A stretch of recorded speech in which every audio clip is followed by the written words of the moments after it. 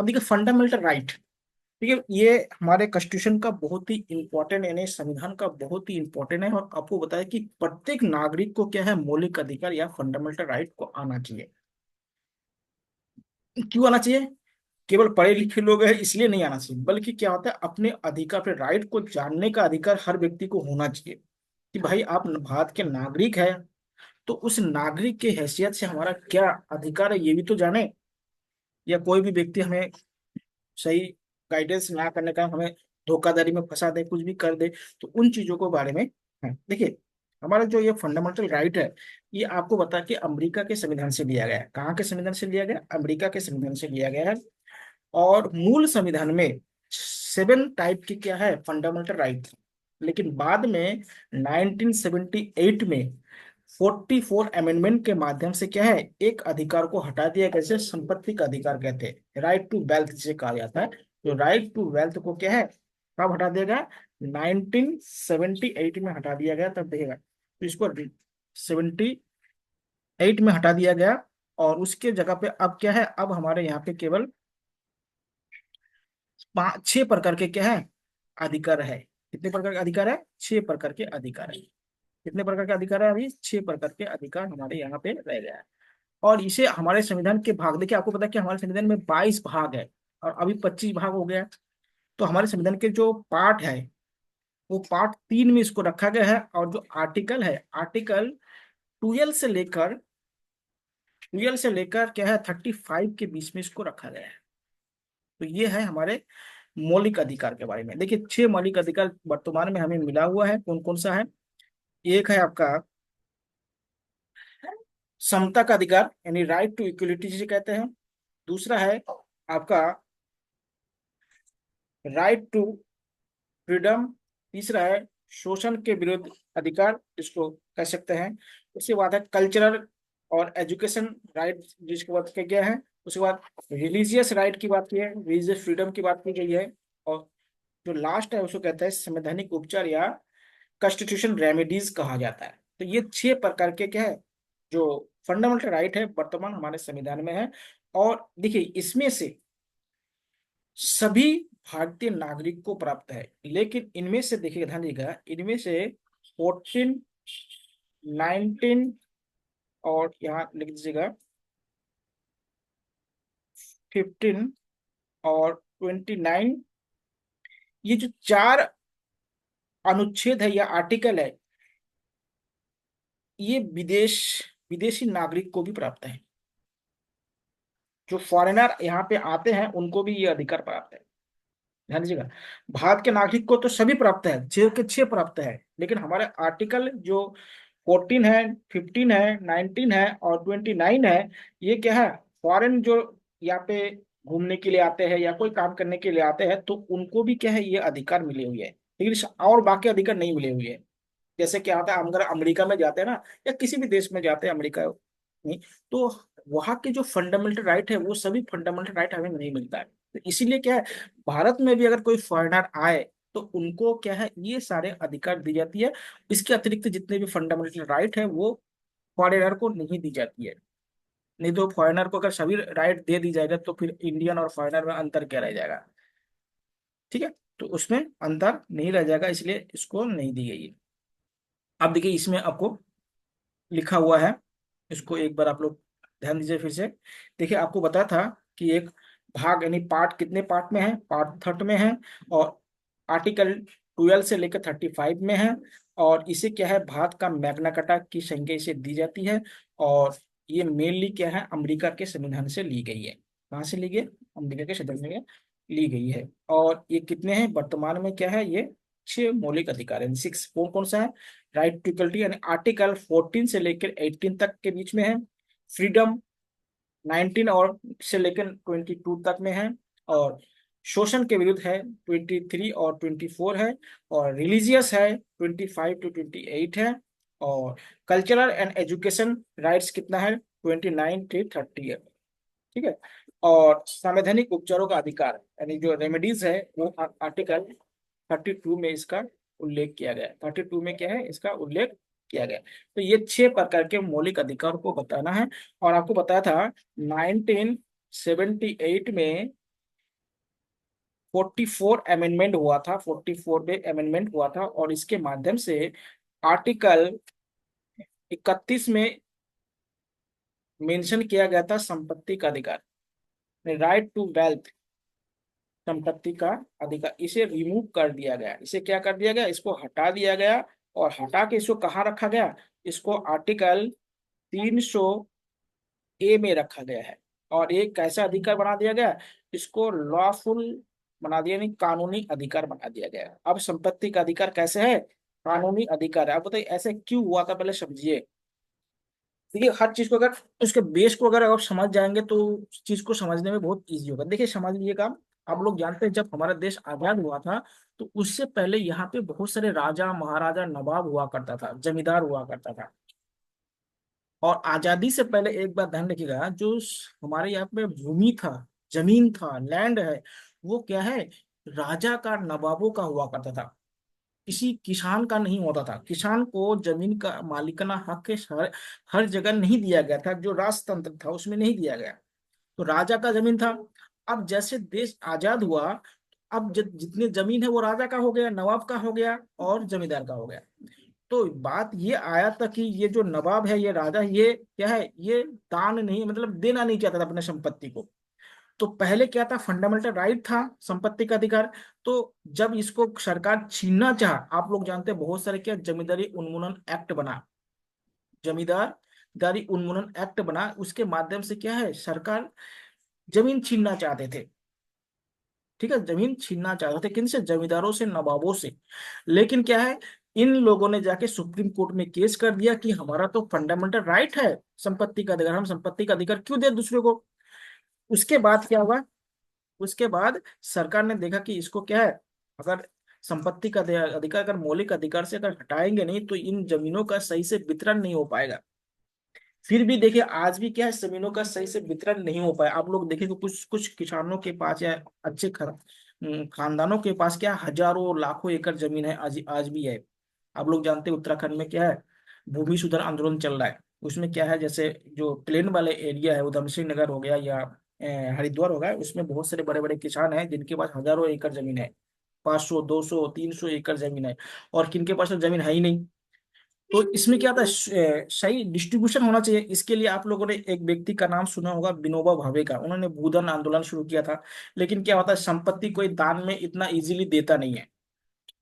संपत्ति क्या है, कोई दान में उतना ही देता है जिससे क्या होता है, अपना थोड़ा सा रुतबा बना रहा है उतना ही देता है, पूरी तरह से कोई दान में देता नहीं है। तो सरकार ने भी क्या है, सबसे पहले हमारे संविधान में अमेंडमेंट किया गया था, फर्स्ट अमेंडमेंट, उसमें क्या है, एक शेड्यूल जोड़ा गया था जिसको शेड्यूल 9 कहा जाता है। उनमें किया गया था कि उनमें भूमि सुधार यानी लैंड रिफॉर्म वाले एक्ट उसमें जोड़ दिया गया था। लेकिन उसमें यह था कि जो अच्छे जमीन है तो एक व्यक्ति के पास मैक्सिमम 18 एकड़ जमीन हो सकता है। और जो जमीन थोड़ा सा खराब है, जहाँ सिंचाई वगैरह का व्यवस्था ना हो, उसमें 54 एकड़ रख सकते थे। लेकिन इसमें यह प्रावधान था कि जहाँ मंदिर मस्जिद वगैरह हो वो जमीन इसमें काउंट नहीं होगा। जो चरागाह हो, जहाँ पे ग्रेजिंग एरिया हो, वो काउंट नहीं होगा। तालाब नदी नाला कुआं वगैरह हो, खेल का मैदान हो, ऐसे जमीन इसमें इंक्लूड नहीं होगा। तो ये लोग जितने भी नवाब वगैरह ये लोग थे, ये बहुत चालाक निकले। इन्होंने क्या किया, रातों रात गौशाला बना दिया, रातों रात क्या तालाब खुदवा दिया। और इस तरह से करके क्या है, जमीन को अपने अलग अलग व्यक्ति के नाम पे, कुत्ते बिल्ली के नाम पे करवा दिया। क्योंकि पटवारी राजा के सामने क्या होगा उस समय, सोचिए आज से 70 75 साल पहले की बात। तो उस समय क्या मतलब बहुत ही कमजोरी होंगे। तो उस समय क्या था, ऐसे किया गया था, इसीलिए क्या है, उनको आर्टिकल 31 को, संपत्ति के अधिकार को क्या है, हटा दिया गया। अब समझ में आ गया कि क्यों हटा दिया गया, कि लोग अपने जो संपत्ति होता है वो इजीली किसी को देना नहीं चाहता है। संपत्ति क्या है, कोई इजीली देना नहीं चाहता, उतना ही दान करना चाहता है जिनके, उनसे क्या होता है।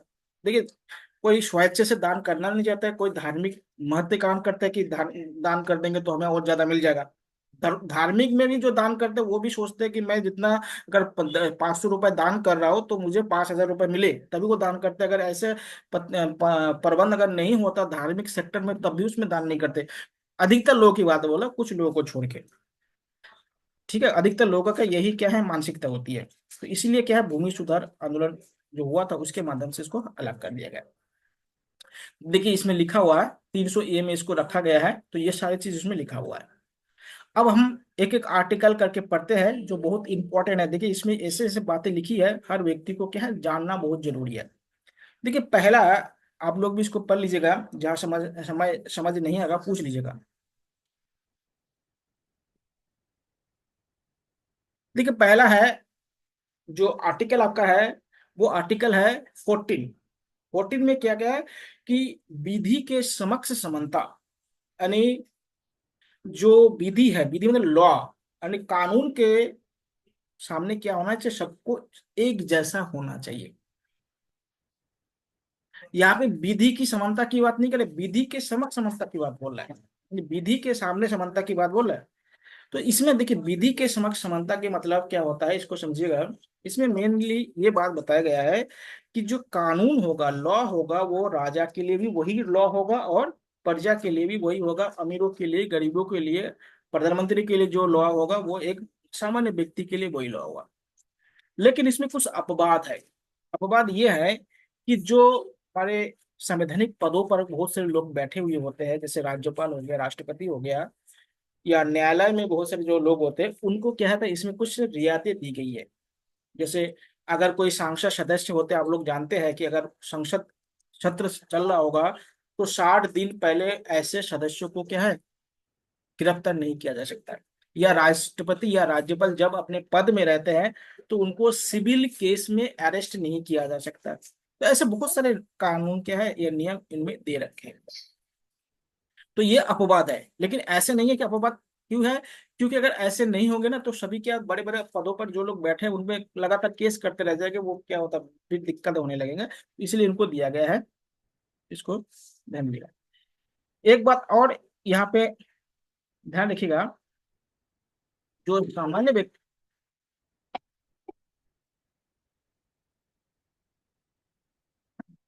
इसमें भेदभाव की बात नहीं की गई है।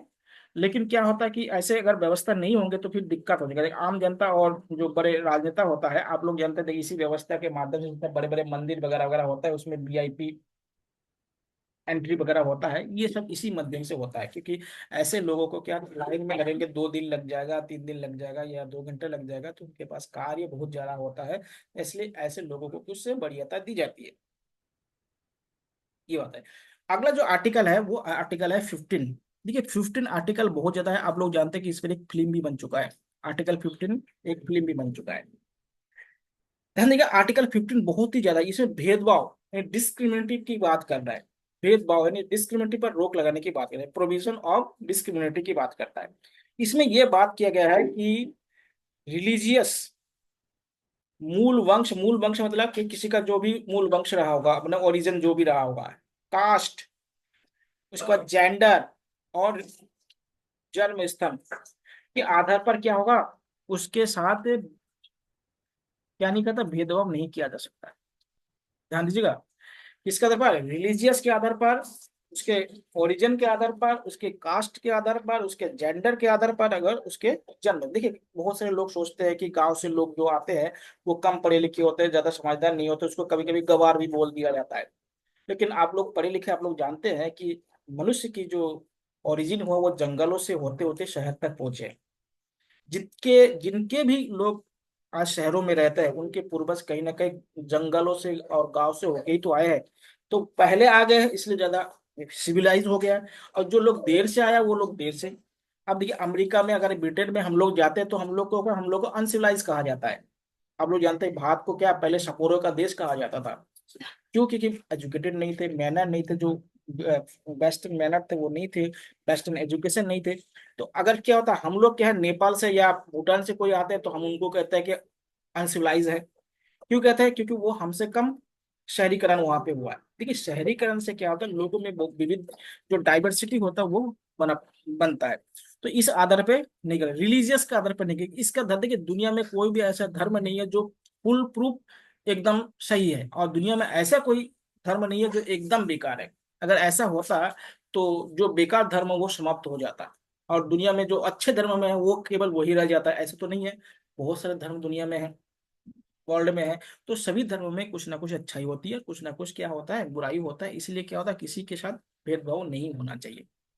लेकिन अब देखिए यहाँ पे रिलीजियस का भी मतलब अलग अलग होता है। देखिए रिलीजियस का मतलब क्या होता है, लोग कर्मकांड वाले जो पक्ष होते हैं उसी को धर्म मान लेते हैं। कि हिंदू है तो तिलक लगा लिया, गेरुआ वस्त्र पहने, हम लोग सोचते हैं वो बड़े धार्मिक व्यक्ति है। मुसलमान हो गया, टोपी लगा लिया, नमाज पढ़ लिया, समझते हैं कि वो बहुत बड़ा धार्मिक व्यक्ति हो गया। ऐसे नहीं है। रिलीजियस का एक क्या होता है, आध्यात्मिक पक्ष होता है। और जिस रिलीजियस में या जो व्यक्ति इस आध्यात्मिक पक्ष पर ज्यादा बल देते हैं, वो व्यक्ति कभी भी क्या है, कम्युनल नहीं हो सकता, निसंप्रदायिक नहीं बन सकता है। और आध्यात्मिक व्यक्ति बनना बहुत बड़ी मुश्किल काम होता है। उसके लिए क्या होना है, सबको बराबर नजर से देखना बहुत जरूरी होता है। इसलिए आप जब जैन धर्म बौद्ध धर्म पढ़ेगा तो उसमें बताया कि सम्यक दृष्टि होना चाहिए, दृष्टि होना चाहिए। हमारा जो विजन है, लोगों को देखने का जो है ना, उसमें क्या होता है, समानता होना चाहिए हर व्यक्ति में। पहले से अगर पूर्व ग्रह बना के अगर चलेंगे तो किसी व्यक्ति के साथ हम मिलजुल नहीं पाएंगे और कोई काम ही नहीं कर पाएंगे। इसलिए सबसे बढ़िया है, अगर कोई किसी व्यक्ति को अगर धार्मिक बनना है तो सबसे पहले उसको नास्तिक बनना बहुत जरूरी है। नास्तिक जब बनेंगे ना तभी उनको मालूम होगा कि अच्छाई और बुराई क्या है। अगर किसी व्यक्ति को, आप लोग देखिएगा जितने भी बड़े बड़े महान ऋषि मुनि हो, वो अधिकतर क्या था, पहले नास्तिक थे। नास्तिक जब तक नहीं बन पाएंगे तो बढ़िया धार्मिक व्यक्ति बन ही नहीं सकते। तो कैसे भी देखिए, वही कर्मकांड वाला जो धार्मिक है वो बन सकता है, लेकिन आध्यात्मिक जो धार्मिक व्यवस्था है वो नहीं बन सकते। उसके लिए नास्तिक होना बहुत जरूरी है। नास्तिक का मतलब ये नहीं है कि मतलब मार काट करना। नास्तिक का मतलब होना, पहले उसको जानो फिर उसको मानो। लेकिन अगर आप पहले से आप धर्मों को मानते हुए आ रहे हैं तो इसका मतलब क्या है, पहले आपने मान लिया कि ऐसा ऐसा होता है फिर उसको जान रहे हैं, तो फिर दिक्कत होने लगती है। पहले क्या था, पहले उसको जानो। इसलिए देखिए, जो भी आप लोग पढ़ रहे हैं उसको पहले जानो फिर उसको क्या मानो। ऐसे नहीं कि मैं जो पढ़ा रहा हूँ वो सही है कि गलत है, क्योंकि कहीं पे गलत भी हो सकता है। उसको जब आप सही से जानेंगे तभी तो आपको क्या कहा जाएगा, इनलाइटमेंट कहा जाएगा। इनलाइटमेंट जानते हो जिसको प्रबोधन कहा जाता है। इनलाइटमेंट जो यूरोप में हुआ था और यूरोप के लोग सभ्य हो गए, और इंडिया में देर से हुआ तो इंडिया के लोग बाद में सभ्य हुआ। इनलाइटमेंट बहुत जरूरी है। इसलिए देखिएगा, ज्ञान के तीन स्तर होता है। देखिए, एक होता है सूचना, एक क्या होता है, सूचना होता है जो होता है, और एक होता है ज्ञान होता है, और एक होता है विवेक होता है। विवेक, विवेक। देखिए अधिकतर लोग क्या होता है, यहाँ पे अटक जाते हैं दुनिया में। अपने सांसारिक कार्य में क्या है, केवल इंफॉर्मेशन तक ही जीवन जी लेते हैं और इंफॉर्मेशन में ही जीवन को समाप्त कर देता है। कुछ लोग ज्ञान प्राप्त कर लेते हैं, जैसे कोई इंजीनियर बन गया, डॉक्टर बन गया, टीचर बन गया, ज्ञान प्राप्त कर लिया। जो विजडम जिसे कहते हैं, विवेक, इसके लिए ना तो इंजीनियर की आवश्यकता है, ना तो क्या ये भी नहीं बन सकते। इसके लिए क्या है, जैसे स्वामी विवेकानंद को विवेकानंद क्यों कहा गया है, क्योंकि उनके अंदर किसी भी वस्तु को देखने का क्या है, जो दृष्टि था, विजन था, वो क्या है, सही था। तो इसलिए क्या है, इस चीज को देखा। कास्ट के भारत में कास्ट बहुत सारे हैं, कास्ट के आधार पर नहीं करना चाहिए, विभेदीकरण नहीं होना चाहिए। आप लोग जानते हैं कि हमारे देश में बहुत जगह पे क्या है, गोत्र व्यवस्था चलता है, कास्ट व्यवस्था चलता है। कि एक गोत्र में, एक कास्ट में शादी करना वर्जित माना जाता है। ठीक है, तो ये ऑनर किलिंग का नाम सुने होगा, ये हरियाणा और पश्चिम उत्तर प्रदेश में बहुत सारा ये केसेस होता है, ऑनर किलिंग। कि अपने ऑनर को बनाए रखने के लिए क्या है, जो लड़के लड़कियां होते हैं उसको मार डालते हैं। सुने, बहुत ज्यादा सुने होंगे आप लोगों ने। तो ये सब नहीं होता है। जेंडर के आधार पर करते हैं, तो बोलते हैं कि महिला क्या होता है, एक गलत शब्द पता नहीं कहाँ कब से आया है कि महिला को अबला बोल दिया गया। अबला मतलब कमजोर बोल दिया गया। भाई जो फाइटर प्लेन जो चला रही है महिला, वो कमजोर कहाँ रह गई। भाई जो तेजस चला रहे हैं, जो आपका राफेल चला रही है, वो महिला अबला कैसे हो गई। बस उनको क्या है, मोटिवेट करने की आवश्यकता है ना, तभी तो वो काम कर पाएगी। महिला अबला कैसे हो गया, अबला शब्द को डिक्शनरी से हटा देना चाहिए। भाई जो फाइटर प्लेन चला रही है, वो महिला कैसे कमजोर, जो अंतरिक्ष में जा रहे है, जो स्पेस में जा रही है, कमला उसका नाम सुने होंगे आपने, कल्पना चावला के नाम सुने, सुनीता विलियम्स के नाम सुने होंगे। तो ये लोग क्या है, अंतरिक्ष में कितने कितने दिनों तक रह रहे हैं। अब ऐसे महिलाओं को अगर आप अबला बोलेंगे तो महिला मतलब बहुत दिक्कत वाली बात है। आप हर जगह सुनते हैं महिला सशक्तिकरण होना चाहिए। भाई महिलाओं का सशक्तिकरण क्यों होना चाहिए। ये महिला क्या कमजोर थोड़ी ना कि उनको सशक्तिकरण करना चाहिए। उनको एजुकेशन दीजिए, वो खुद ब खुद सशक्त हो जाएगी। उनको सही, आप देखिए जो लोग क्या है, आप लोग एजुकेशन लिए हैं तो आप लोग को अच्छे और बुरे में क्या होता है, निर्णय लेने में क्षमता है। और जो एजुकेशन नहीं लिया उनको दिक्कतें होती है। तो महिला क्या है ना, जेंडर के आधार पर क्या होता है, विभेदीकरण नहीं होनी चाहिए, डिस्क्रिमिनेटी नहीं होनी चाहिए। इसको भी ध्यान रखिएगा। इसके आधार पर नहीं होनी चाहिए, आपके जेंडर के आधार पर। फिर जन्म स्थान, जैसे आपको बता दिया, जन्म स्थान कभी नहीं होना चाहिए। भाई कोई जंगल में जन्म हुआ है तो इसका मतलब ये थोड़ी ना कि वो मतलब पैदल है। आप लोग जानते हैं बहुत सारे ऐसे लैंग्वेज है, आप लोग अगर सुनेंगे तो बहुत ही आश्चर्यचकित होंगे। 2004 में हमारे यहाँ पे अंडमान निकोबार में सुनामी आया था। तो अंडमान निकोबार में एक ओंग जनजाति है, उनको सुनामी आने की क्या है और उससे बचाव करने के पास उसके पास क्या था, विधि था, या उनके लैंग्वेज में था। तो उन्होंने क्या है, सुनामी आने से पहले उनको मालूम चल गया था, उन्होंने क्या उस जगह को छोड़ दिया और वो लोग बच गए। तो ऐसे में थोड़ी ना कि और क्या था, जो सभ्य लोग हैं साइंटिस्ट भी सुनामी से बच नहीं पाए, तो क्या आप बताएंगे किसको महान मानेंगे? अब ओंग जनजाति जो भारत का सबसे नेटिव जनजाति माना जाता है, मतलब अभी भी क्या है वो बिना कपड़े के रहते हैं, लेकिन उनके पास क्या है, नॉलेज था, उनके पास ज्ञान था।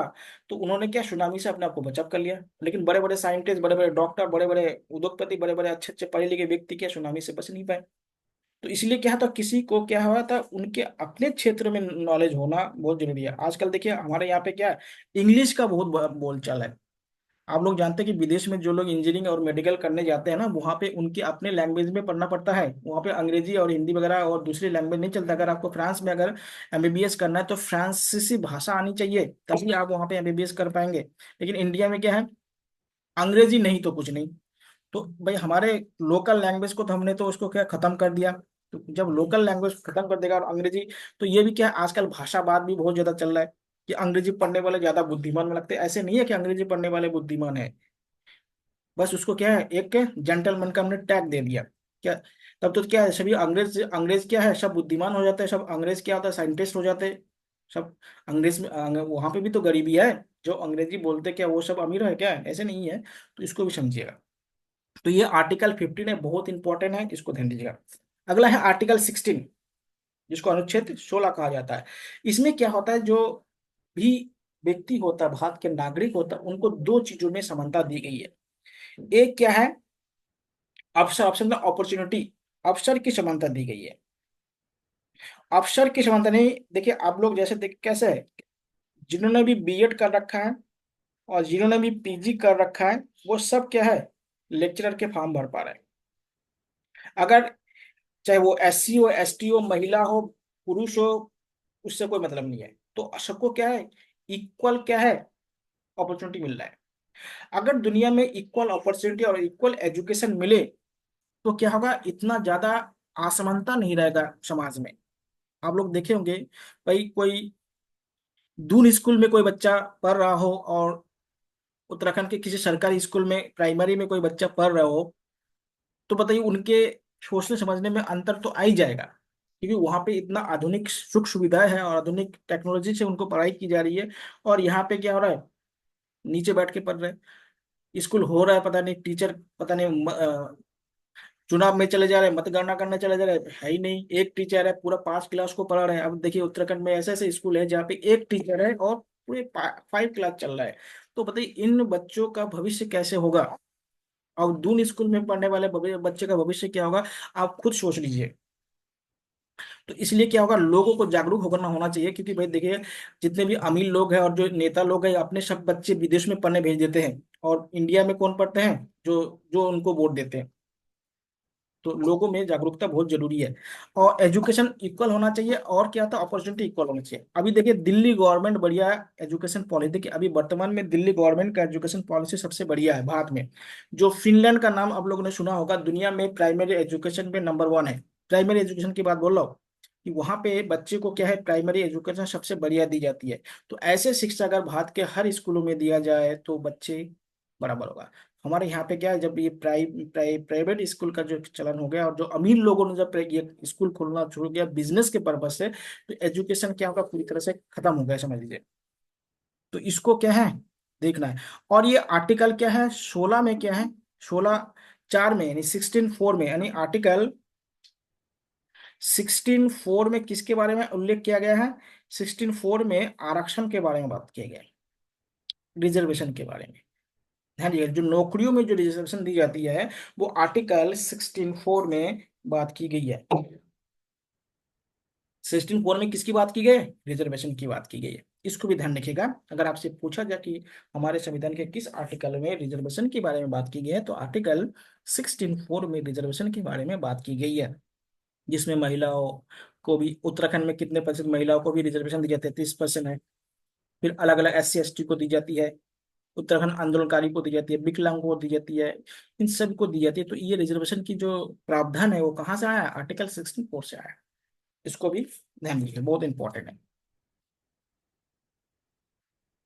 अगला आर्टिकल है 17, यानी अनटचेबिलिटी पर रोक लगाने की बात की गई। अस्पृश्यता, अनटचेबिलिटी की बात करते हैं।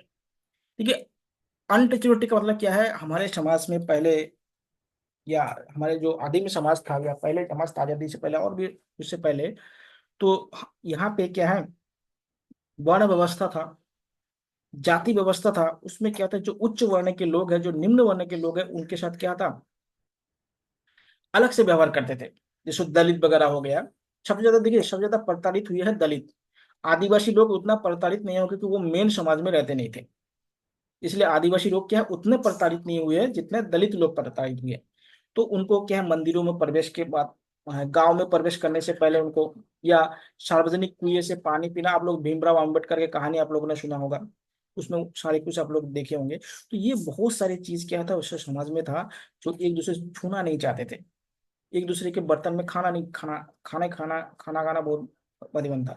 किचन में जाने नहीं देते थे। आज भी बहुत सारे लोग क्या होता है, दूसरे लोगों को अपने किचन में नहीं जाने नहीं देते। बहुत सारे ऐसे चीज है, घर के अंदर नहीं बिठाते, बाहर बिठाते हैं, बहुत सारे ऐसे चीज है।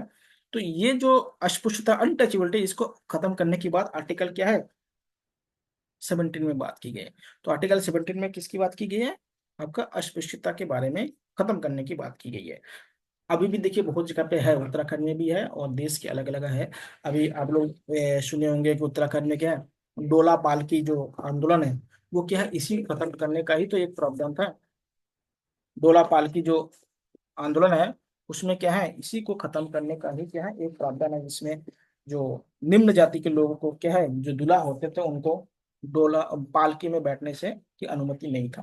अभी भी आप लोग देखते, बहुत सारा न्यूज में आता है कि घोड़े, जो दलित लोग होते हैं वो घोड़े पे बैठ के बारात नहीं निकल सकते, डीजे नहीं बजा सकते, बहुत सारे प्रावधान है ऐसे।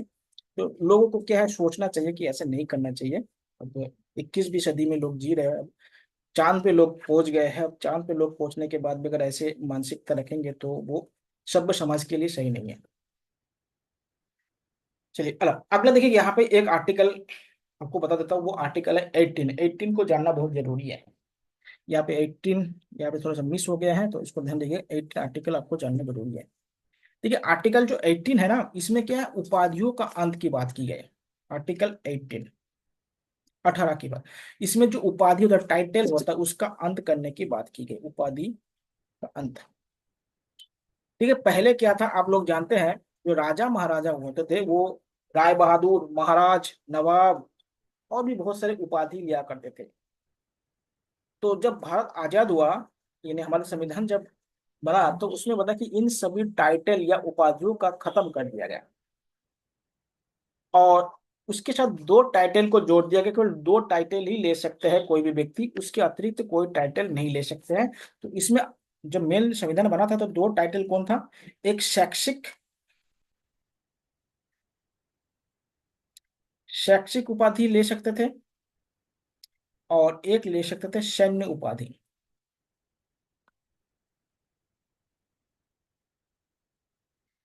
सैन्य उपाधि ले सकते थे। जैसे शैक्षिक में MA BA, डॉक्टर, इंजीनियर, ये सब लगा सकते थे। और सैन्य उपाधि में क्या है, जैसे ब्रिगेडियर हो गया, मेजर हो गया, कर्नल हो गया, ये सारे चीजें लगा सकते थे। तो ये दोनों को क्या है, आर्टिकल 18 में रखा गया था। और बाकी जितने भी उपाधि था, वो सबका अंत कर दिया। राजा महाराजा नवाब जो भी उपाधि था, वो सब समाप्त कर, हाई हाई नेक वगैरह वगैरह, जो उधर लॉर्ड वगैरह वगैरह जो उपाधि दी गई थी अंग्रेजों द्वारा भारत के लोगों को, वो सब हटा दिया गया। लेकिन 1954 में इसमें अमेंडमेंट किया गया, और अमेंडमेंट करके इसमें चार उपाधि और जोड़ दिया गया। एक क्या है, भारत रत्न, सुने होंगे आप लोगों ने। दूसरा है पद्म विभूषण, पद्म विभूषण। तीसरा है पद्म भूषण, और चौथा है पद्म श्री। ये चार कब जोड़े गए? 1954 में जोड़ा गया। जो भारत रत्न क्या है, हमारे देश का सर्वोच्च सम्मान है, उपाधि है जिसे कह सकते हैं। भारत रत्न क्या है, सबसे बड़ा उपाधि है। उसके बाद दूसरा कौन सा है? पद्म विभूषण है, फिर पद्म भूषण है, फिर पद्म श्री है।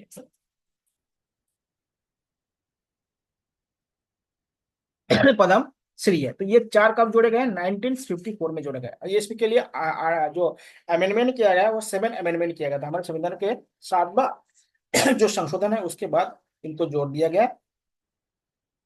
और जो भारत रत्न है ये क्या है, आप बता सकते हैं उत्तराखंड के पहले व्यक्ति जो भारत रत्न को प्राप्त किया है उसका नाम आप लोग बताइएगा। क्वेश्चन पूछ सकते हैं, उत्तराखंड का कौन सा ऐसा व्यक्ति है जिनको सर्वप्रथम भारत रत्न प्रदान किया गया। ठीक है, सबसे पहले भारत रत्न पूरे भारत की बात बोल रहा हूँ। तीन व्यक्तियों को 1954 में प्रदान किया गया था। एक है आपका डॉक्टर सर्वपल्ली राधाकृष्णन, का नाम आप सभी लोग जानते हैं, जिनके जन्म दिवस पर शिक्षक दिवस मनाया जाता है। दूसरा है राजा जी, यानी जो राजगोपालाचारी। देखिए आप लोगों को भारत रत्न के बारे में बता रहा था। भारत रत्न को उत्तराखंड में सबसे पहले गोविंद वल्लभ पंत को दिया गया था। गोविंद वल्लभ पंत जी को दिया गया था, जो उत्तराखंड के पहले व्यक्ति है जिनको भारत में दिया। देखिए भारत में सबसे पहले तीन व्यक्ति को दिया गया था एक साथ। एक आपको बताया था, राधा कृष्णन को बताया था। उसके बाद आपका राजगोपालाचारी, जिसको राजा जी नेशनल जो पार्क है ना, राजा जी जो आप लोग कहते हैं, वो है राजगोपालाचारी जी है, चक्रवर्ती राजगोपालाचारी। और तीसरा था सीवी रमन, जिसको चंद्रशेखर रमन कहते हैं, जिन्होंने रमन इफेक्ट की खोज की थी। और रमन इफेक्ट के कारण क्या है, उनको नोबेल प्राइज भी मिला था और भारत रत्न भी मिला। और आप लोग जानते हैं उन्हीं के जब रमन इफेक्ट प्राप्त हुआ था तो उसी में उनको क्या दिया गया था, उसी दिन को भारत में साइंस डे के रूप में मनाया जाता है, विज्ञान दिवस के रूप में मनाया जाता है। तो विज्ञान दिवस किसके रूप में मनाया जाता है? आपके जो सीवी रमन जी है, सीवी रमन जी के उसमें मनाया जाता है। तो ये तीनों को दिया गया। देखिए ये तो पहले दिया गया है। अब देखिए सारा समझिएगा, दो व्यक्ति ऐसे हैं जिनको भारत रत्न दिया गया है जो विदेशी थे। दो व्यक्ति ऐसे भी है जिनको भारत रत्न प्राप्त हुआ है लेकिन वो क्या थे, विदेशी थे। उनका नाम है, एक तो अब्दुल गफ्फर खान थे जो पाकिस्तान से हैं, और एक है आपका नेल्सन मंडेला। इन दोनों का नाम भी याद रखिएगा। कौन है? अब्दुल गफ्फार खां। ये कहाँ से हैं? पाकिस्तान से हैं। और एक है नेल्सन मंडेला। ये कहाँ से हैं? दक्षिण अफ्रीका से। ये दो व्यक्ति है जिनको भारत में इनका जन्म नहीं हुआ है फिर भी इनको भारत रत्न दिया गया है। ये देख लीजिएगा। देखिए इस साल 2024 में अगर आप लोग सुने होंगे, 5 व्यक्तियों को भारत रत्न दिया गया है। कितने व्यक्तियों को? 5 व्यक्तियों को भारत रत्न दिया गया है। उनको भी जान लीजिएगा। ये करंट का क्वेश्चन है तो आपका करंट अफेयर में भी क्या है, इस क्वेश्चन को पूछ सकते हैं। तो 5 व्यक्ति कौन कौन से हैं उसको भी थोड़ा जान लीजिएगा। पहला है MS स्वामीनाथन। कौन है? MS स्वामीनाथन, जो हमारे यहाँ पे हरित क्रांति के जनक। दूसरा है चौधरी चरण सिंह, जो हमारे यहाँ पे प्रधानमंत्री भी रह चुके, बहुत बड़े किसान नेता थे। तीसरा है LK आडवाणी। चौथा है PV नरसिम्हा राव, जो पूर्व प्रधानमंत्री थे। और पांचवा है आपका कर्पूरी ठाकुर। कर्पूरी ठाकुर, इन 5 लोगों को क्या है, 2024 में क्या दिया गया? भारत रत्न दिया गया। इस करंट का क्वेश्चन है, याद रखिएगा। एम एस स्वामीनाथन क्या है, हरित क्रांति के जनक है। चौधरी चरण सिंह प्रधानमंत्री रहे। एल के आडवाणी बीजेपी के बहुत बड़ा नेता है और उप प्रधानमंत्री भी भारत के रहे हैं। पीवी नरसिम्हा राव प्रधानमंत्री रहे। कर्पूरी ठाकुर बिहार के मुख्यमंत्री थे। कहाँ के मुख्यमंत्री थे? बिहार के मुख्यमंत्री थे। तो इसको ध्यान रखिए। और जो भारत रत्न है ना, ये भारत का सबसे बड़ा सिविल अवार्ड है, जिसको नागरिक अधिकार या सम्मान कहा जाता है। इससे बड़ा कोई मतलब सम्मान भारत में नहीं है। ठीक है, इसको ध्यान रखिए। अगला जो आर्टिकल है वो आर्टिकल 19 है। ठीक है, आर्टिकल 19 भी बहुत इंपॉर्टेंट है। आर्टिकल 19 में 6 प्रकार के क्या है, फ्रीडम की बात करता है। कितने प्रकार की फ्रीडम के? 6 टाइप के फ्रीडम की बात करता है। पहला फ्रीडम है राइट टू स्पीच, बोलने का अधिकार। सबको बोलना चाहिए, सबको बोलने का अधिकार है। इसलिए क्या है, हर व्यक्ति के, दूसरे व्यक्ति के बातों को सुनना भी बहुत जरूरी है, केवल बोलना नहीं चाहिए भाई। जब आप केवल बोलेंगे तो दूसरे को कैसे बोलने देंगे? तो बहुत जरूरी है कि बोलना उनको भी देना चाहिए। पहली बात है, स्पीच बहुत जरूरी है। दूसरा है आपका जो अधिकार है वो है क्या है, पीसफुल, कहीं पे भी कोई भी सम्मेलन कर सकते हैं। जैसे प्रोटेस्ट होता है, आप लोग देखे होंगे भारत में। तो अगर शांतिपूर्ण रूप से अगर प्रोटेस्ट किया जाए तो कोई भी व्यक्ति कर सकते हैं। तो उसमें हमारे कॉन्स्टिट्यूशन मौलिक अधिकार बताता है कि ऐसे व्यक्ति कर सकते हैं। तीसरा है यूनियन बनाना, संघ बनाना। कोई भी व्यक्ति अपना यूनियन बना सकता है, जैसे छात्र संघ हुआ या किसी समाज का संघ हुआ तो यूनियन बना सकते हैं, या टीचर संघ हुआ तो यूनियन बना सकते हैं। भारत के किसी भी क्षेत्र में क्या है, घूम सकते हैं। क्या है? संचरण का मतलब घूमना, यानी टूरिज्म के रूप में घूम सकते हैं, कोई भी घूम सकते हैं। लेकिन एक चीज को छोड़ के, जो डिफेंस सेंसिटिव एरिया है वहां पे घूम नहीं सकते हैं। आप जानते हैं उत्तराखंड के जो पिथौरागढ़ क्षेत्र है या चमोली वाले बहुत सारे क्षेत्र, जैसे फूलों की घाटी वगैरह है, पिथौरागढ़ में भी है, धारचूला के ऊपर वाले क्षेत्र में। तो वहां पे क्या होता है, आप बिना वहां के एसडीएम या प्रशासन के अधिकार के आप जा नहीं सकते, क्योंकि वो सेंसिटिव एरिया, बॉर्डर एरिया आ जाता है, तो सेंसिटिव एरिया है। तो रक्षा संबंधी जो चीज है उसको छोड़ के कहीं भी जो घूम सकते हैं, चाहे कन्याकुमारी जाए, कश्मीर जाए, कहीं भी जा सकते हैं, कोई मना नहीं करेंगे। निवास का अधिकार, किसी भी राज्य में आप घर बना के खरीद, जमीन खरीद के रह सकते हैं। लेकिन एससी एसटी का जमीन नहीं खरीद सकते, ध्यान दीजिएगा। उत्तराखंड में देखिएगा, जो एससी एसटी का जमीन है वो बिना एससी एसटी के लोग नहीं खरीद सकते। एससी एसटी का जमीन केवल एससी एसटी लोग ही खरीद सकते हैं, इसको भी ध्यान रखिएगा। और व्यापार, यानी व्यापार मतलब कोई भी बिजनेस कर सकते हैं, चाहे कोई व्यक्ति है, चाहे अपने मन मर्जी कोई भी बिजनेस कर सकता है। कोई ब्राह्मण है वो नाई का दुकान खोल सकता है, कोई शूद्र है वो भी क्या है, किताब का दुकान खोल सकता है। पहले ऐसे नहीं था। तो जो भी बिजनेस है वो कोई भी किसी भी प्रकार के बिजनेस को सेलेक्ट कर सकते हैं। तो ये 6 प्रकार के, यानी 6 टाइप के क्या है, फ्रीडम की बात की गई है। और इसी आर्टिकल 19 में देखिएगा, आर्टिकल 19(1) में, आर्टिकल 19(1) में किसका उल्लेख किया है, प्रेस की उल्लेख, यानी फ्रीडम। जो प्रेस है आपका, मीडिया है, उसकी बात की गई है आर्टिकल 19(1) में। इसमें आर्टिकल 91 में किसकी बात की गई है, प्रेस की बात की गई, प्रेस की आजादी, की आजादी की बात की, मीडिया जिसे कह सकते हैं। जो सोशल मीडिया जो भी लोग चलाते हैं उसमें ये सारे नियम इसमें काम आते हैं। तो इसको ध्यान रखिएगा। ये 6 प्रकार के अधिकार किसमें दिया गया, आर्टिकल आपका 19 में दे दिया गया। और मीडिया का जो है वो भी क्या है, आपके आर्टिकल इसमें दिया गया। अब आता आर्टिकल 20। आर्टिकल 20 को भी हम लोग देख लेते हैं। ठीक है, आर्टिकल 20 ये बोल रहा है कि मान लेते कोई व्यक्ति जाने या अनजाने में उनसे कोई गलती हो गया। भाई मनुष्य है तो गलतियां हो सकता है, गलती होना कोई बड़ी बात नहीं है। लेकिन गलती को स्वीकार करना और उसको एक्सेप्ट करके आगे बढ़ना, वो बहुत बड़ी चीज होती है। मान लेते किसी व्यक्ति से कोई अपराध हो गया है, कोई उन्होंने वायलेंस कर दिया है, कैसे भी हो, जान बुझ के क्या हुआ या अनजाने में हो गया, तो इससे क्या होता है, हमारे देश का जो नागरिक होता है उनको क्या होता है, संरक्षण दी जाती है। अगर कोई व्यक्ति अगर गिरफ्तार हो गया है या उन्होंने कोई गलत काम किया है, तो उस समय जो कानून मौजूद है या जो कानून प्रचलन में है उसी के अनुसार उनको सजा दी जाएगी। इसको ध्यान रखिएगा, बहुत इंपॉर्टेंट चीज है। अभी देखिएगा 2023 में क्या है, हमारे यहाँ पे न्याय संहिता में बहुत सारे बदलाव किया गया, जिसको भारतीय न्याय संहिता कहते हैं। तो कब कब किया गया? 2023 में किया गया बदलाव। अब देखिएगा, जो इसको BNS कहते हैं, भारतीय न्याय संहिता।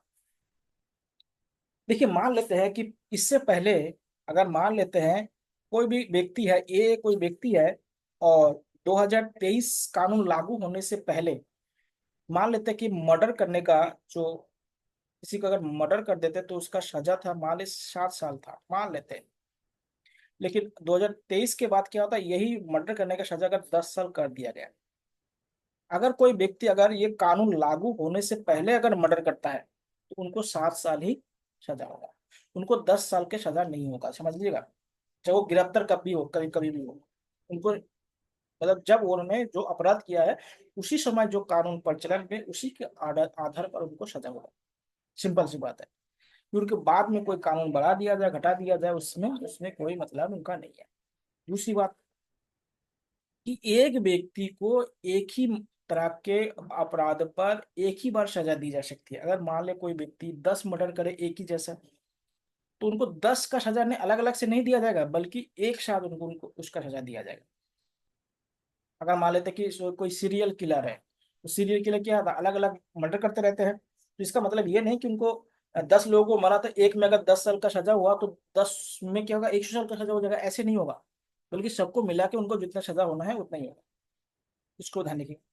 तीसरा क्या होता है कि कोई भी व्यक्ति अगर अपराध करता है तो खुद गवाही नहीं दे सकता है। देखिए, पुलिस से बचना बहुत आसान काम है। पुलिस जब भी किसी व्यक्ति से पूछताछ करे या गवाही देने के लिए बोले, तो आप बेहिचक क्या है उसमें साइन कर दीजिए, कुछ भी कर दीजिए, क्योंकि पुलिस नहीं तो पिटाई करेगा। कि पुलिस थाने में या चौकी में या जहां भी है, जो बयान दी जाती है वो लीगल नहीं होती है। जो भी बयान होता है वो मजिस्ट्रेट के सामने जो बयान दी जाती है वही लीगल होती है। पुलिस के सामने क्या है, बोले कि क्या तुमने अपराध किया, बोले कि हाँ मैंने कर लिया। तुमने बोले मर्डर किया, मैंने बोले एक नहीं मैंने 10 मर्डर कर दिया। लेकिन क्यों होता है, 24 घंटे के अंदर मजिस्ट्रेट के सामने प्रस्तुत होगा, तो मजिस्ट्रेट के सामने आप जो भी व्यक्ति अपराध किया होगा जो बोलेंगे वही मान्य होगा। पुलिस के सामने दी गई गवाही कभी मान्य नहीं होगा। तो अपने खिलाफ साक्ष्य नहीं होना चाहिए। यानी कोई व्यक्ति ये नहीं प्रूव कर सकता कि मैंने ही अपराध किया। भाई उस व्यक्ति को प्रूव करने के लिए क्या होगा, जो हमारे यहाँ पे जो पुलिस एजेंसी वगैरह होते हैं वो इसमें छानबीन करेंगे, व्यक्ति नहीं छानबीन करेगा। तो ये है आर्टिकल 20 की वाली। देखिए, बहुत कितनी बढ़िया बात बताया कि जो कानून है उसमें सजा होगा। उसके बाद क्या होता है, वो उस व्यक्ति को क्या है, एक अपराध पर अलग अलग सजा नहीं होगा, और खुद के खिलाफ क्या साक्षी बनने से रोका जा सके, यानी गवाही बनने का से रोका जा सकता है। ये सारी चीज बहुत इंपॉर्टेंट है।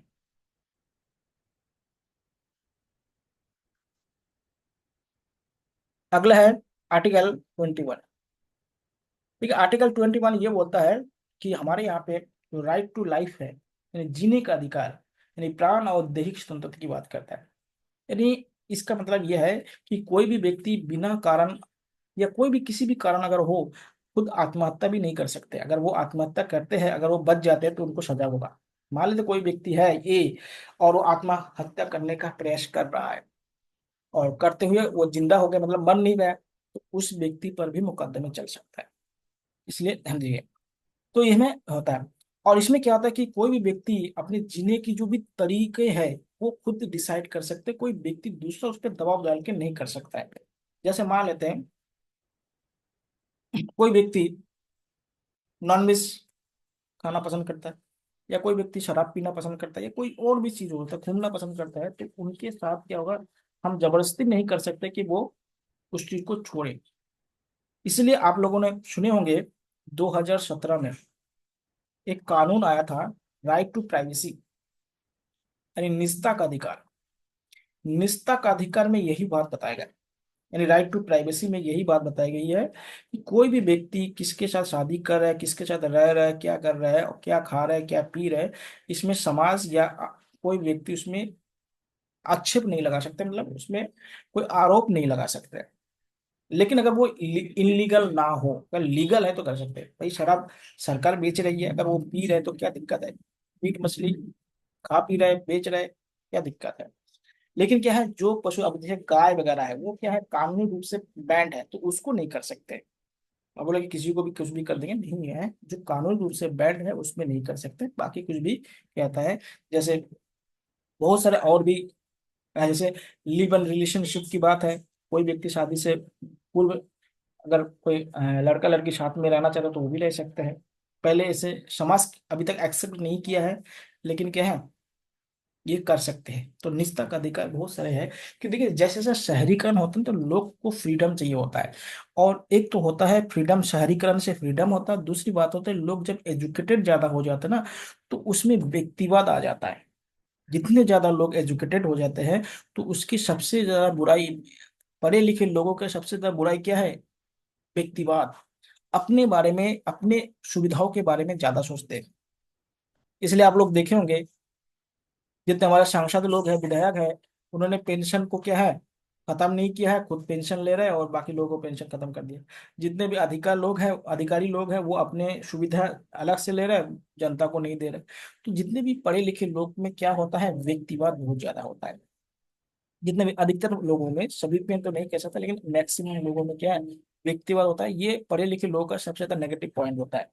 और यही क्या होता है, समाज के लिए भी दिक्कत पैदा करने वाला होता है कि बहुत से लोग क्या होता है अपने पद का दुरुपयोग करना शुरू कर देता है। जैसे रिश्वत लेना, देखिए रिश्वत लेना भी क्या है, एक व्यक्तिवाद है कि उनके पास ज्यादा पैसा हो, उनके पास ज्यादा गाड़ी, उनके पास बड़ा घर हो, तो कहाँ से आएगा, सैलरी से तो उतना नहीं आ पाएगा, तो क्या करो, अनैतिक काम करना शुरू कर देता है। तो ये भी क्या है, घातक है। या जो सरकारी जॉब में है या जो पावरफुल व्यक्ति है, वो अपने पद का, जैसे पुलिस विभाग में अधिकतर लोग इस तरह का दुरुपयोग करते हैं कि अपने पद का दुरुपयोग करके किसी को भी क्या है, झूठे केस में फंसा सकते हैं। तो ये व्यक्तिगत का क्या है, पहचान होता है, लेकिन ऐसे करना नहीं चाहिए, फिर भी लोग करते हैं। तो उसका क्या हो सकता है समाधान, सभी लोग जागरूक हो जाएंगे तब नहीं होगा। अगर अगला देखिए, शिक्षा का अधिकार है, राइट टू एजुकेशन। देखिए राइट टू एजुकेशन किसमें है, आर्टिकल 21A में है। इसमें 6 to 14 ईयर के जो बच्चे होते हैं उनको निःशुल्क और अनिवार्य शिक्षा दिया जाए। ये कब जोड़ा गया था, 86 अमेंडमेंट के माध्यम से 2002 को जोड़ा गया। और इसमें निःशुल्क शिक्षा की बात की गई है। और देखिए 1 अप्रैल 2010 को क्या लागू की गई है, RTE। आप लोग जानते हैं राइट टू एजुकेशन। तो राइट टू एजुकेशन कब लागू किया गया, 1 अप्रैल 2010, जो अधिनियम 2019 में और 9 में बना था। देखिए इसका अधिनियम कब बना था, 19 में बना था, और लागू किया गया 1 अप्रैल 2010 से लागू किया RTE। इसके माध्यम से क्या है, निःशुल्क या बिना फीस के 6 से लेके 14 साल के बच्चे को पढ़ाई देता है। और उसमें एक बात और प्रावधान है, जो प्राइवेट स्कूल है ना, उसमें 25% जो सीट है, उसमें क्या होता है, जो गरीब घर के लोग हैं, बच्चे हैं, उनको फ्री एजुकेशन देने की बात की गई है। आप लोग जानते हैं एजुकेशन सेक्टर से जुड़े हुए हैं, इन सारी चीजों के बारे में आप लोगों की भी नॉलेज होगा।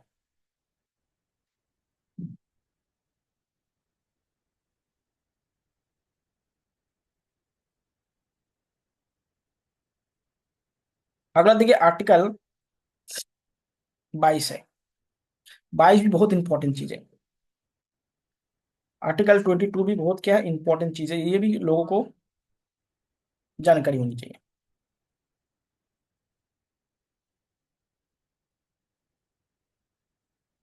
देखिए 22 में ये बोलता है कि अगर मान लेते किसी व्यक्ति पर कोई आरोप लगता है, तो आरोप लगने पर उनको अरेस्ट करेगा पुलिस, FIR दर्ज होगा। अब FIR अगर दर्ज करता है, झूठी हो या सच्चा हो अलग बात है, तो व्यक्ति को क्या क्या अधिकार है। देखिए, देखिए इसमें जो FIR वगैरह होता है या गिरफ्तारी होता है, इसमें दो तरह के होते हैं। एक तो क्या होता है कि व्यक्ति पर आरोप, पहले उन्होंने कोई अपराध किया है, फिर उस पर आरोप लगा है, एक होता है।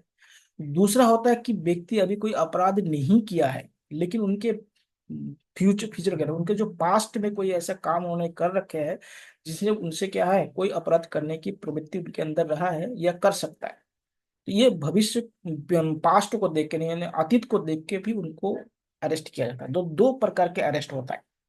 एक होता है जिन्होंने अपराध किया और उनके बाद उनको अरेस्ट किया जाता है, गिरफ्तार किया जाता है। और एक क्या है कि उन्होंने अपराध अभी किया नहीं है, लेकिन उनका पिछला रिकॉर्ड बहुत खराब है, या गवर्नमेंट को ये लगे या पुलिस को, प्रशासन को ये लगे कि इस व्यक्ति को अगर खुला छोड़ दिया जाएगा तो कोई दंगा फसाद करवा सकता है, तो ऐसे व्यक्ति को क्या है, कोई अपराध करने से पहले ही क्या है, अरेस्ट कर सकता है। तो पहले बात करते हैं कि कोई व्यक्ति अरेस्ट मतलब अपराध किया है फिर उनको अरेस्ट करना है। देखिए ऐसे व्यक्ति के क्या होता है, बिना एफआईआर के किसी भी व्यक्ति को अरेस्ट नहीं किया जाता। क्योंकि देखिए ऐसे सामान्य पूछताछ पूरी वाले कर सकते हैं, लेकिन क्या है, अरेस्ट करना अलग बात है और सामान्य पूछताछ करना अलग है। दूसरी बात है कि अगर किसी व्यक्ति को अगर अरेस्ट कर भी लिया तो उनको 24 आवर यानी 24 घंटे के अंदर किसी मजिस्ट्रेट के सामने पेश करना पड़ेगा। उनको किसी भी वकील से यानी विधि व्यवसायी से क्या है, सलाह लेने का अधिकार है। ठीक है। और जो महिलाएं होते हैं, महिलाओं को अगर सामान्य अपराध किया है तो रात को 6 बजे से लेकर सुबह के 6 बजे में अरेस्ट नहीं किया जा सकता है। अगर घर की तलाशी लेना है तो महिला पुलिस होनी बहुत जरूरी है। तो ये सारे बहुत सारे क्या है, ऐसे बात है जो होनी चाहिए। लेकिन क्या होता है, आप लोग देखते हैं गांव साइड में क्या होता है, ऐसी सुविधा होती नहीं है। गांव साइड में क्या होता है, जो चौकी वगैरह होता है उसमें महिला पुलिस तो होती नहीं है। तो महिला पुलिस नहीं होता, वो पुरुष ही सब कुछ करते हैं, गाँव में होता है। लेकिन क्या होता है, अगर गाँव वाले जानकार है तो पुलिस को क्या होता है, गाँव में घुसने ही नहीं देंगे अगर इस तरह से होते हैं, जो अगर ग्राम प्रधान अगर बढ़िया होते हैं तो। लेकिन ऐसे नहीं हो पाता है, तो ये भी बहुत ज्यादा दिक्कत पैदा करता है। तो ऐसा होना। और आप दूसरा बोला था कि अपराध करने से पहले, जैसे अभी आप लोगों ने देखा जम्मू कश्मीर में क्या हुआ, वहां के सभी नेताओं को गिरफ्तार कर लिया गया था। क्यों गिरफ्तार कर लिया गया था? क्योंकि उनको ऐसा अनुमान था कि कहीं ये लोग दंगा फसाद ना फसा दे, जब जम्मू कश्मीर को क्या दो केंद्र शासित प्रदेश में डिवाइड किया गया था 2019 को, आप लोग जानते हैं। तो ऐसे किया गया था। ठीक है। तो दो प्रकार के होते हैं, एक अपराध करने के बाद गिरफ्तार किया था और एक अपराध करने से पहले। ये किस में मेंशन है? ये आर्टिकल 22 में मेंशन है। अब देखिए आर्टिकल 23 यानी 23, इसमें बोला है कि जो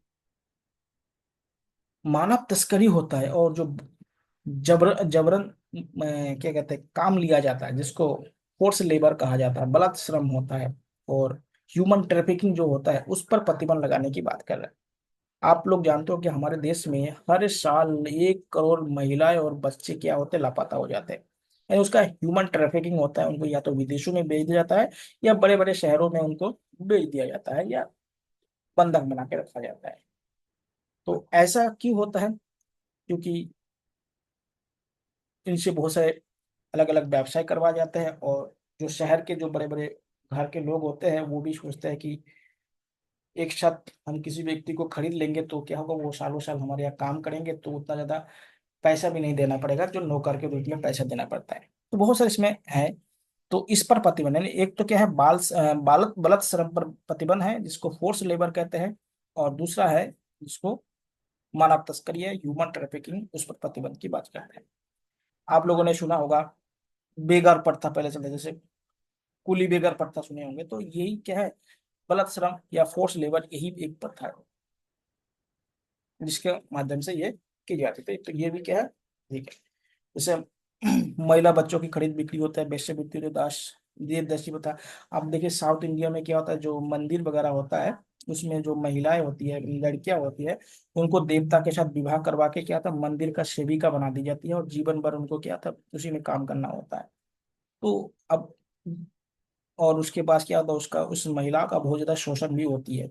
तो ये नहीं होना चाहिए, लेकिन फिर भी समाज में होते हैं, दास होते हैं, मजबूर में बनाया जाता है, पैसे लेते हैं। तो ये इसका उन्मूलन किसमें बात की गई है? इसका उन्मूलन आर्टिकल 23 में यानी 23 में इसकी बात की गई है।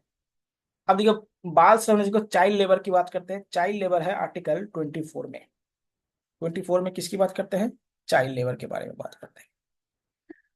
चाइल्ड लेबर में क्या होता है, जो 14 वर्ष से कम की उम्र के बच्चे होते हैं, 14 वर्ष के कम की उम्र के जितने भी बच्चे होते हैं, उनको खतरनाक वाले जो कारखाने होते हैं या फैक्ट्री होता है उनमें नहीं लगाया जा सकता है। जैसे आप लोग जानते हैं जो पटाखे वगैरह जो बनते हैं, ये चूड़ी वगैरह जो बनते हैं, ये खतरनाक होते हैं क्योंकि उसमें आग होता है, फिर बहुत सारे केमिकल उसमें होता है। तो उससे क्या होता है, इनका लाइफ स्पॉइल होता है। क्योंकि क्या होता है कि बच्चों का एजुकेशन देना बहुत जरूरी है, और बच्चे का जो बचपना होता है उसमें उन्हें खेलने कूदने की अगर स्वतंत्रता नहीं देंगे तो उनका क्या होगा, संपूर्ण विकास नहीं हो पाता है। कोई बच्चा है, अगर उनको खेलने कूदने नहीं देंगे तो उनका क्या, शारीरिक विकास नहीं होगा। उनको पढ़ने लिखने नहीं देंगे तो मानसिक विकास नहीं होगा। तो बहुत जरूरी है शारीरिक और मानसिक विकास सही है।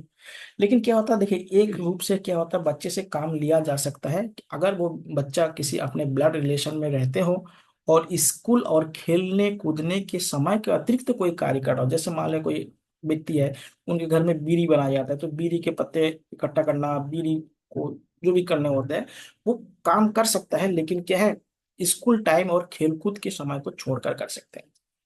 या किसी घर में क्या था, कोई कुटीर उद्योग है, अगरबत्ती मोमबत्ती बनता है तो उसे हाथ बटा दे रहा है, या कृषि है तो उसमें कर सकते हैं, लेकिन ये कंपलसरी नहीं है। इसमें एक है कि वो स्कूल टाइम में नहीं होना चाहिए, और दूसरी बात क्या है, वो खेलकूद के टाइम में नहीं होना चाहिए। आप लोग देखते हैं पहले बहुत चाय के दुकान में छोटे छोटे बच्चे काम करते हैं होटलों में, आजकल वो सब बंद हो गया। आप लोगों ने सुना होगा, कैलाश सत्यार्थी का नाम सुना होगा, जिनको नोबेल मिला था 2014 में। उन्होंने एक आंदोलन शुरू किया था, यानी उनका एक एनजीओ है, बचपन बचाओ आंदोलन। उसके माध्यम से बहुत सारे ऐसे बच्चे जिनको फोर्सली काम करवाया जा रहा था, बंधक बना के रखा था, उनको छुड़वाने का काम करता है। तो इसको भी ध्यान रखिएगा। तो ये आर्टिकल 24 क्या है, चाइल्ड लेबर को समाप्त करने की बात करता है। अगला है आर्टिकल 25, जिसमें क्या है, धर्म की स्वतंत्रता की बात की गई है। यानी अभी देखिएगा, आपको बताया था कि धर्म का मेन जो रूप है वो है अध्यात्म। लेकिन अधिकतर लोग, देखिए आप लोग अगर थोड़ा बहुत ऋग्वेदिक काल के बारे में जानते हैं तो उस समय देखिएगा, ना तो कोई मूर्ति पूजा होता था, ना तो कोई कर्मकांड होते थे। अधिकतर क्या था, यज्ञ होते थे, और यज्ञ में क्या होता है, पशु बलि ली जाती थी। पहले क्या था, अनाजों को दान, उनको उनकी आहुति दी जाती थी, और लोग क्या है, आपस में मिलजुल के काम करते थे। लेकिन जैसे जैसे समाज में जटिलता बढ़ती गई, तो समाज क्या है, उनमें अलग अलग तरह के मतांतर बनते गए, और उसके कारण से क्या होता है, धर्म में भी क्या है, नए नए स्वरूप आने लगे, और उसमें जटिलता भी आने लगे। और उसी कारण क्या था, जो धर्म का जो मूल रूप है वो धीरे धीरे समाप्त हो गया, और उसके जगह पे क्या, कर्मकांड वाला होता है।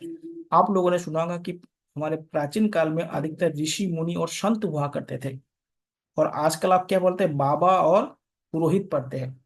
संत बहुत ही कम लोग देखते सुनते होंगे। पहले के जितने भी ज्ञानी व्यक्ति होते उनको हम क्या कहते थे, संत कहते थे। और आजकल के लोगों को क्या कहते हैं, बाबा और पुरोहित कहते हैं। तो बाबा और पुरोहित क्या है, ये ज्ञानी व्यक्ति नहीं है, इसके अंदर विजडम नहीं है, ध्यान दीजिएगा। जो संत होते हैं उनके अंदर विजडम होते हैं। जैसे उत्तराखंड में आप लोग देखें, शंकराचार्य आए थे, तो वो संत थे। लेकिन आजकल के जो बाबा, ये संत नहीं है, इनके आश्रम में देखिए कितना उल्टा सीधा काम होते रहते हैं। तो इसको भी आप लोग समझिएगा।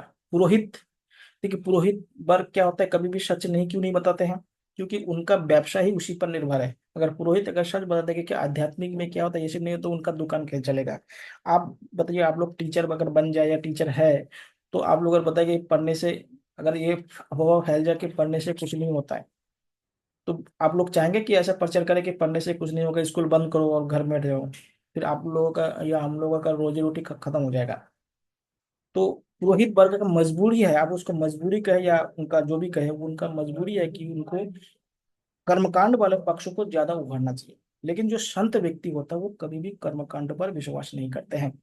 आप जितने भी हमारे महापुरुष हैं उनका आप जीवन परिचय पढ़ेंगे, मतलब संत टाइप के जो महापुरुष की बात कर लो, वो कर्म कांड पर कभी भी विश्वास नहीं करते। जैसे गौतम बुद्ध हो गया, वाल्मीकि जी हो गया, महावीर हो गया, और भी शंकराचार्य हो गए, जो पहले के बहुत बड़े बड़े बड़े विद्वान थे।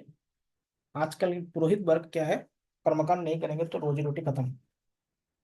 देखिए 25 ये बोलता है कि कोई भी व्यक्ति है तो अंतकरण, अंत का मतलब कि कोई भी जो रिलीजियस है वो उसको मानना नहीं मानना, अंतकरण करने की स्वतंत्रता है।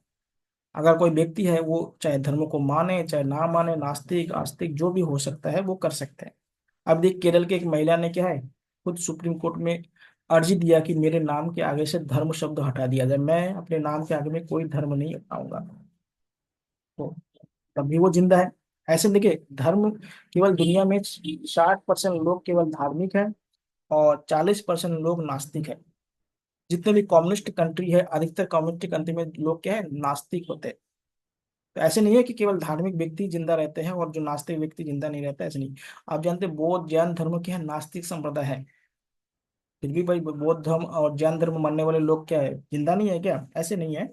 नास्तिकता का मतलब ये नहीं है कि मतलब किसी व्यक्ति पर आक्रमण करना नहीं होता है भाई। अपना जो व्यस्त है वो किसी पर विश्वास नहीं करना है, और मानवीयता पर ज्यादा बल देना।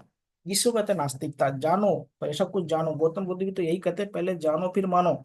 पहले कोई चीज है उसको तो पहले जानो। तो ये अंतकरण की बात बोलता है कि कोई भी व्यक्ति किसी भी प्रकार का अंतकरण कर सकता है।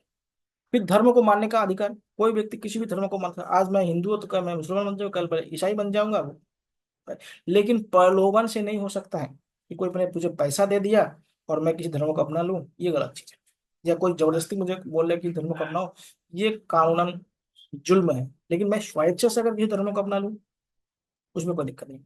फिर धार्मिक पूजा परंपरा समारोह करने और आस्था को विचरण करने पर देखिए, कोई भी पूजा होता है, जैसे दुर्गा पूजा हो गया, अभी लक्ष्मी पूजा हो गया, या ईद हो गया, कुछ भी हो गया, हर धर्म के लोग उसको मानते हैं, परंपरा को मान सकते हैं। उसके बाद जो भी समारोह होता है, फेस्टिवल होता है, उसको मान सकते हैं। उसमें आस्था या विचार व्यक्त कर सकते हैं, प्रदर्शन कर सकते हैं। जैसे झांकियां वगैरह निकालते हैं, ऐसे निकाल सकते हैं। लेकिन क्या होगा, वो दूसरों को नीचा दिखाने के लिए नहीं निकला था। एक अभी देखिएगा उत्तर प्रदेश में दंगा हो गया था झांकी निकालने के चक्कर में। तो ऐसा नहीं होना चाहिए भाई। दूसरे को का भी सम्मान करना चाहिए, किसी भी धर्म के लोग हो, दूसरे का भी क्या होता है, सम्मान करना बहुत जरूरी है। पर्चर करेगा, देखिए जो भी धार्मिक व्यक्ति है वो अपने धर्म का पर्चर कर सकते हैं। दूसरों को बता सकते हैं कि हमारे धर्म में ये एक अच्छा ही है, आप भी हमारे इसमें आ सकते हैं। लेकिन जबरदस्ती नहीं कर सकता। तो ये क्या है, अनुच्छेद 25 का ये उल्लेख 25 में किया गया है। ध्यान दीजिएगा। 26 में क्या बोला है, 26 में बोला है कि जो धार्मिक संस्थान है उसका प्रबंधन उसी धर्म के लोग करेंगे। अभी देखिए, आप लोग न्यूज में सुने होंगे, तिरुपति बालाजी के लड्डू में बहुत बड़ा विवाद हो गया था। लेकिन इस न्यूज को भी आप लोग सुना कीजिए। तो इसमें क्या है, इसमें क्या है कि जो हिंदू धर्म के मंदिर है तो उसका संरक्षण कौन करेंगे, हिंदू धर्म के लोग करेंगे। अगर मुस्लिम है तो मुस्लिम, सिख है तो सिख करेंगे। आर्टिकल 27 क्या बोलता है कि जो धार्मिक संस्थान होते हैं उस पर किसी भी जो आय व्यय होता है उस पर टैक्स नहीं लगाया जा सकता है। धर्म के जो अभिवृद्धि करने के लिए, प्रोग्रेशन करने के लिए जो भी संस्था बनाया जाएगा, तो उसमें क्या नहीं लगाया जाता, टैक्स नहीं लगाया जाता। धार्मिक संस्थानों में टैक्स, देखिए धार्मिक संस्थानों में टैक्स नहीं लगाया जाता, लेकिन धार्मिक जो उत्सव होते हैं, फेस्टिवल होते हैं, उसमें टैक्स लगाते हैं। आप मान लें किसी सरकारी जमीन पे अगर धार्मिक उत्सव मना रहे हैं तो भाई उसमें टैक्स लगाया जाएगा, उसमें पार्किंग होगा, दुकान होगा, उसमें लगाया जाता है। लेकिन जो जैसे दान पत्र हुआ या मंदिर के जो परिसर है, जो जमीन मंदिर का, उसमें कुछ लगाएंगे तो उसमें नहीं होगा। वो मंदिर कमेटी के लोग ही क्या हुआ उसको हुआ। अभी देखिए उत्तराखंड में क्या है, मंदिरों को सरकार के अंडर में लाने वाले थे, लेकिन पुरोहित वर्गों ने क्या है, केदारनाथ हो गया, बद्रीनाथ के लोगों ने विरोध कर दिया, फिर उस बिल को क्या है, सरकार को वापस लेना पड़ा। तो ये है। उसके बाद क्या है, आर्टिकल 28 में क्या बोला गया है कि जो सरकार द्वारा जिस संस्थान को फाइनेंस करता है वहां पे किसी भी प्रकार के रिलीजियस यानी एक्टिविटीज नहीं होनी चाहिए। जैसे मान ले सरकारी स्कूल है, सरकारी स्कूल में कोई भी धार्मिक कार्यक्रम नहीं होगा। वो अलग बात है कि लोगों के आपसी सहयोग से उसमें कभी सरस्वती पूजा हो जाता है, कुछ भी हो जाता है तो वो आपसी सहयोग से होता है। लेकिन अगर कोई पक्ष अगर विरोध करेंगे तो नहीं हो सकता है। लेकिन जो प्राइवेट स्कूल वगैरह होते हैं, प्राइवेट संस्थान होता है, वो कर सकते हैं। जैसे आरएसएस वाला स्कूल है उसमें हनुमान चालीसा वगैरह वगैरह पढ़ाए जाते हैं। जब मदरसा होगा उसमें कुरान पढ़ाए जाते हैं। तो इसमें कर सकते हैं। लेकिन सरकार द्वारा जो वित्त पोषित संस्थान होता है वहां पर इस तरह के एक्टिविटीज नहीं होता है। ठीक है। तो आज हम क्या है यही तक करते हैं। कल हम शुरू करेंगे अल्पसंख्यकों से, शुरू करेंगे जो आर्टिकल 29 से शुरू करेंगे। अगर किसी का कोई क्वेश्चन है तो आप लोग पूछ सकते हैं।